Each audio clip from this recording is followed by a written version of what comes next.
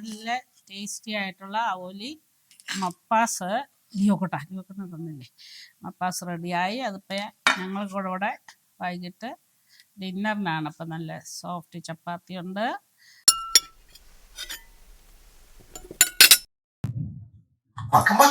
Lord കർത്താവായ യേശു ക്രിസ്തുവിൻ്റെ നാമത്തിലെ glorious കിച്ചണിലേക്ക് എല്ലാ പ്രിയപ്പെട്ടവരെ സ്വാഗതം ചെയ്യുന്നു. ഈ വീഡിയോ ഇതുവരെ സബ്സ്ക്രൈബ് ചെയ്യാത്തവർ സബ്സ്ക്രൈബ്, ഷെയർ ആൻഡ് സപ്പോർട്ട് ചെയ്യുക.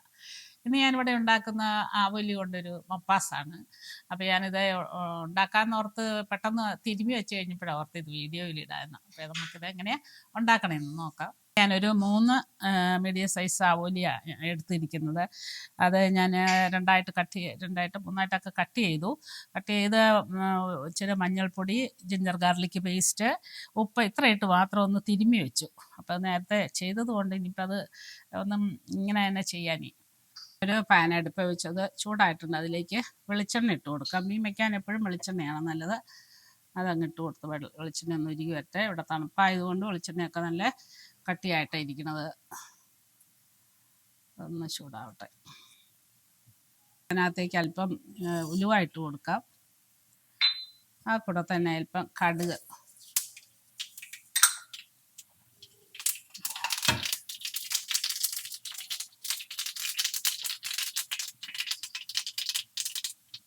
കടുക് പൊട്ടി അതിലേക്ക് ഇഞ്ചി, വെളുത്തുള്ളി,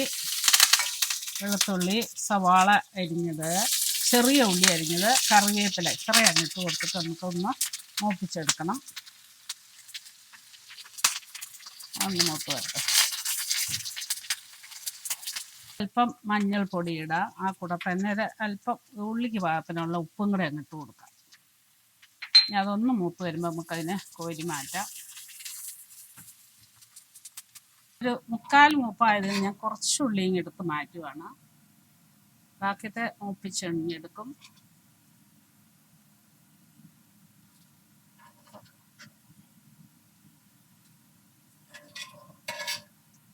അത്രയും മാറ്റി. ഇനിയുള്ളത് നല്ലപോലെ ഒന്ന് മൂപ്പിച്ചെടുക്കട്ടെ. ബ്രൗൺ കളറാവണേടം മതി. ഉള്ള ഉള്ളി നല്ലപോലെ പാകത്തിന് മൂത്തിട്ടുണ്ട്. അതും ഇനി കോരി മാറ്റട്ടെ.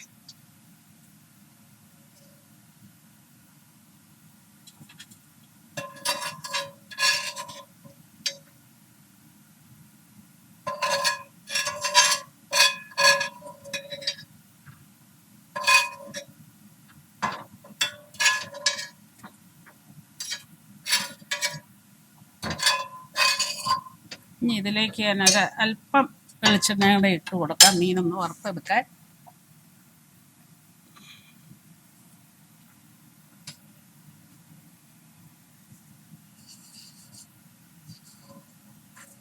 ഇനി ഇതിലേക്ക് മീന് അവരൊന്ന് വറക്കി വെച്ചൊന്നങ്ങ് ഒത്തിരി വറക്കില്ല, പതിയെ 2 വശവും ഒന്ന് മൂപ്പിച്ചിഞ്ഞ് എടുക്കുകയുള്ളൂ.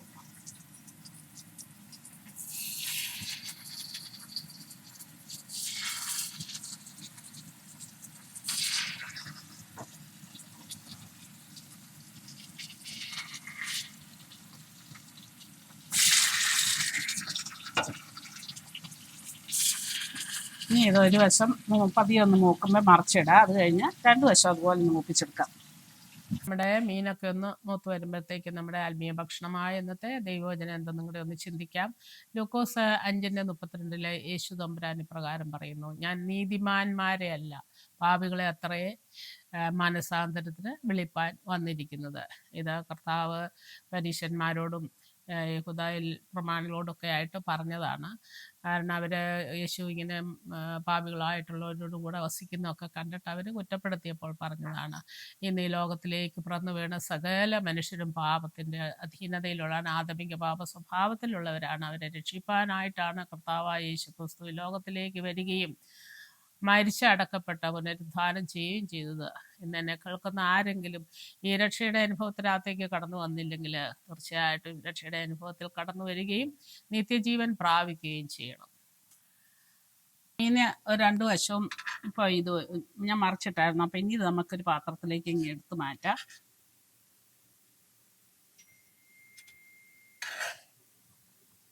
മീനെല്ലാം ഇങ്ങോട്ട് വറുത്ത് കോരി ഞാൻ ആ തീ കുറച്ച് വെച്ചു. നമ്മൾ പകുതി 3/4 മൂപ്പിച്ച് വെച്ചിരിക്കുന്ന ആ ഉള്ളി അതിനകത്തേക്ക് ഇട്ട് കൊടുത്തു. ഇനി അതിനകത്തേക്ക് നമുക്ക് ഇച്ചിരി മസാലകൾ ഇട്ട് കൊടുക്കാം. അതിനകത്തേക്ക് ഞാൻ ഒരു ടേബിൾ സ്പൂൺ മല്ലിപ്പൊടി, ഇതൊക്കെ ഞാനിവിടെ പൊടിച്ച പൊടികളാട്ടോ, ഞാൻ ഈ വാങ്ങിക്കുന്ന പൊടി ഉപയോഗിക്കാറില്ല. ഇത് നമ്മൾ നല്ല കളറുള്ള കാശ്മീരി ചില്ലി പൗഡറാണ്. ആ കൂടെ ഞാൻ കുറച്ച് ഇത് ഞാനിവിടെ പൊടിച്ച് വെച്ചിരിക്കുന്ന സ്പെഷ്യൽ ഗരം മസാലയാണ്, അതിട്ട് കൊടുക്കാം. പിന്നെ ഒരല്പം വളരെ കുറച്ച് ഉലുവാപ്പൊടിയാണ്, അതും ഇട്ട് കൊടുത്തിട്ട് ഒന്ന് ചൂടാവട്ടെ. തീ അല്പം ഒന്ന് കൂട്ടി വയ്ക്കാം. തീയൊക്കെ കുറച്ച് വെച്ചില്ലേ ചിലപ്പോൾ പെട്ടെന്ന് പൊടികളല്ലേ അങ്ങോട്ട് മൂത്ത് പോകും. അപ്പോൾ ഇതൊന്ന് വഴറ്റി വെച്ചും ഒന്ന് ചൂടായാൽ മതി. പച്ചമണം ഒന്ന് മാറി കഴിയുമ്പോഴത്തേക്കും ഞാനിവിടെ ഒരു 2 തക്കാളി ക്യൂബായിട്ട് കട്ട് ചെയ്ത് വെച്ചിട്ടുണ്ട്. അപ്പോൾ അതും ഒന്നങ്ങ് ഇട്ട് കൊടുക്കാം.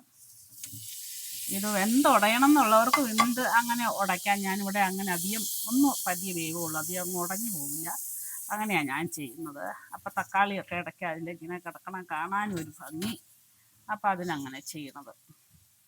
അപ്പോൾ തക്കാളി ഒന്നങ്ങ് ചൂടായിക്കോട്ടെ. തക്കാളിയൊക്കെ ഒന്ന് ചൂടായി അതിനകത്തേക്ക് ഞാൻ തേങ്ങാപ്പാൽ ഒഴിച്ച് കൊടുക്കുവാണ്. ഞാനിവിടെ തേങ്ങ ഇൻസ്റ്റൻറ്റ് മാഗിയുടെ ഇൻസ്റ്റൻറ്റ് മിൽക്ക് പൗഡറാണ് കേട്ടോ ഇടുന്നത്. അപ്പോൾ തേങ്ങ ചിരണ്ടി പിഴിയാനുള്ള അങ്ങനെ ചെയ്യുന്നില്ല. നമ്മുടെ നാട്ടിലെ പോലെ, നാട്ടിലാണെങ്കിൽ നല്ല ഫ്രഷ് തേങ്ങ തന്നെ ചിരണ്ടി പിഴിഞ്ഞെടുത്ത് ആണ് ഉണ്ടാക്കുന്നത്. ഇവിടെ ഇതാണ് ചെയ്യുന്നത്. അപ്പോൾ ഇതിലേക്ക് ഒന്നങ്ങ് ചൂടായി കഴിയുമ്പോൾ നമ്മുടെ പകുതി വറുത്ത് വെച്ചിരിക്കുന്ന മീനും കൂടി ഒന്നങ്ങ് ഇട്ട് കൊടുക്കാം. ഉപ്പൊക്കെ നോക്കിയിട്ട്, ഒരല്പം ഉപ്പും കൂടെ വേണം. അപ്പോൾ അതും കൂടെ ഇട്ട് കൊടുക്കാം.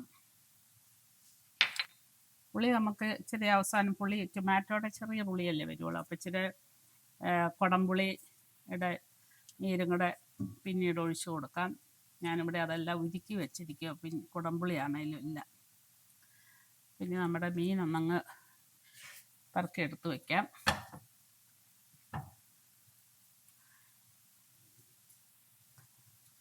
മീനും ഇട്ട് കൊടുത്ത ഒരല്പം കൂടെ തേങ്ങാപ്പാൽ വേണം നോക്കാം ഇട്ട് കഴിഞ്ഞിട്ട്.